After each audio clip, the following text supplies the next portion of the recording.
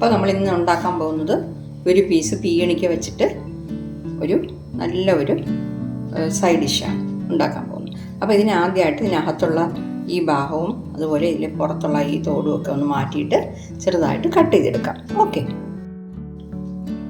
ഇതുപോലെ പീസാക്കിയിട്ട് പിന്നെ ഈ മധ്യഭാഗത്ത് കാണുന്നില്ല ഈ ഭാഗം, ഇതൊന്ന് കട്ട് ചെയ്ത് മാറ്റാം.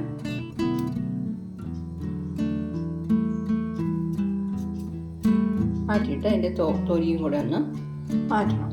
ചിലർ ഈ തോടെടുക്കാറില്ല, നമ്മളിപ്പോൾ ഇതെടുത്തിട്ടാണ് ചെയ്യുന്നത്.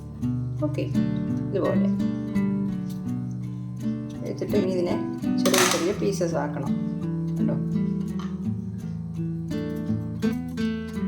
ഇതുപോലെ എല്ലാത്തിൻ്റെയും തോലും എടുത്തിട്ട് കട്ട് ചെയ്ത് വയ്ക്കാം. അപ്പം ഞാനത് കട്ട് ചെയ്തപ്പോൾ ഇതിന് 1 കപ്പുണ്ട്. രണ്ട് ചെറുതായിട്ട് കട്ട് ചെയ്തു. ഞാൻ ബിഗിനേഴ്സൊക്കെ ചെയ്യുമല്ലോ, അവർക്കൊരളവ് കാണിക്കാൻ വേണ്ടിയിട്ടാണ് ഇങ്ങനെ കപ്പ് അളവ് കാണിച്ചത്. അതുകൊണ്ട് ഇതുപോലെ തീരെ കുഞ്ഞു കുഞ്ഞായിട്ട് സാധാരണ നമ്മൾ തോരന് പിന്നെ കട്ട് ചെയ്യുന്നത് പോലെയല്ല, ഇത് പെട്ടെന്ന് വെന്ത് കിട്ടുന്നതാണ്. അതുകൊണ്ട് സാമാന്യം കുറച്ച് ഇത്രയും വലിപ്പത്തിന്. ഓക്കെ, ഇനി നമുക്ക് ചെയ്യാം. അതിനായിട്ട് ഞാനൊരു പാൻ ചൂടാക്കാൻ വെച്ചിട്ടുണ്ട്. 1 ടേബിൾ സ്പൂൺ, ഞാനിപ്പോൾ വെളിച്ചെണ്ണയാണ് യൂസ് ചെയ്യുന്നത്. 1 ടേബിൾ സ്പൂൺ ഒഴിച്ചു കൊടുക്കാം. ഇതിന് കൂടുതൽ ഓയിലിൻ്റെ ആവശ്യമൊന്നുമില്ല. അപ്പോൾ നമ്മുടെ ഓയിൽ ചൂടായിട്ടുണ്ട്. ഇതിൽ 1 ടീസ്പൂൺ കടുക് ഇട്ട് കൊടുക്കാം.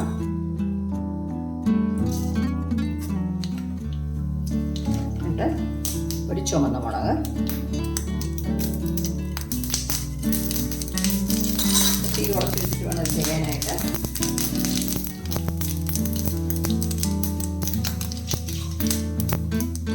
കുറച്ച് കറി,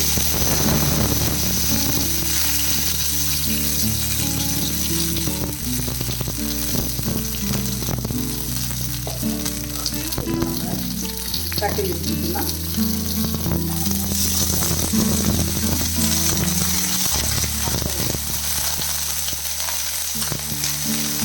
ഞാൻ തീയിലിട്ടായിരുന്നൊക്കെ പറയാം.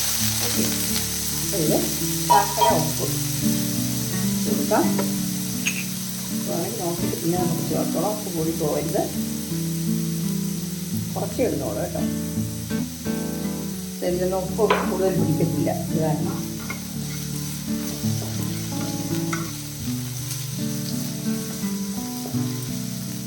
ഇപ്പോൾ ഇതിന് വെള്ളമൊന്നും ചേർക്കേണ്ട ആവശ്യമില്ല. നമുക്ക് മീഡിയം ഫ്ലെയിമിൽ വെച്ചിട്ട് മൂടി വയ്ക്കാം.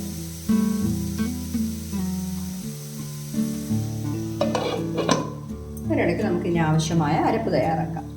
അപ്പോൾ അരപ്പ് തയ്യാറാക്കാനായിട്ട് ഞാൻ 1/4 കപ്പ് തേങ്ങ ചിരകി എടുത്തിട്ടുണ്ട്. നമുക്ക് 1 കപ്പ് മത്തങ്ങയേ ഉള്ളൂ, അത് കാരണം നമുക്ക് അരപ്പെല്ലാം കുറച്ച് മതി. 1 പച്ചമുളക് ചേർക്കുന്നുള്ളൂ. പിന്നെ വന്നിട്ട് 2-3 ചെറിയ ഉള്ളി ഇട്ട് കൊടുക്കുന്നു. 2 അല്ലി വെളുത്തുള്ളി. പിന്നെ വന്നിട്ട് ജീരകം, 1/2 ടീസ്പൂൺ ജീരകം, 1 ടീസ്പൂൺ ജീരകം. ഓക്കെ, ശകലം മഞ്ഞൾപ്പൊടിയും കൂടെ ചേർത്തേക്കാം. 1/4 ടീസ്പൂൺ മഞ്ഞൾപ്പൊടി. ഇതെല്ലാം കൂടെ ഒന്ന് നമുക്ക് ചതച്ചെടുക്കണം. സാധാരണ തോരന് നമ്മൾ ചതച്ചെടുക്കൂലേ, അതുപോലെ. അപ്പം ഞാനത് ചതച്ചെടുത്തിട്ടുണ്ട്. നമുക്ക് നമ്മുടെ മത്തങ്ങ എന്തായെന്ന് നോക്കാം.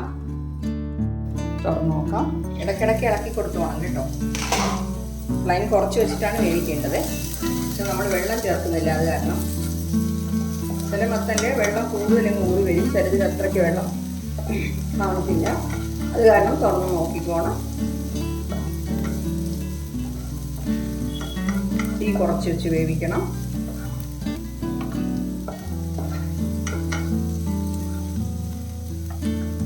നോക്കാം, വെന്തിട്ടുണ്ട് കേട്ടോ. തീരെ കുഴയണ്ട, എന്നുവെച്ചാൽ നമ്മൾ തോരനാണ് ഉണ്ടാക്കുന്നത്. അതുകൊണ്ട് ഒരുപാടങ്ങ് കുഴഞ്ഞു പോകണ്ട. ഒരു വലിയ പീസ് എടുത്ത് കഴിഞ്ഞാൽ നമുക്ക് നോക്കാം വെന്തിട്ടുണ്ടോ. ചൂടുണ്ടോ? വെന്തിട്ടുണ്ട്, മതി. ഇനി നമുക്ക് ഇതിൽ അരപ്പിട്ട് കൊടുക്കാം.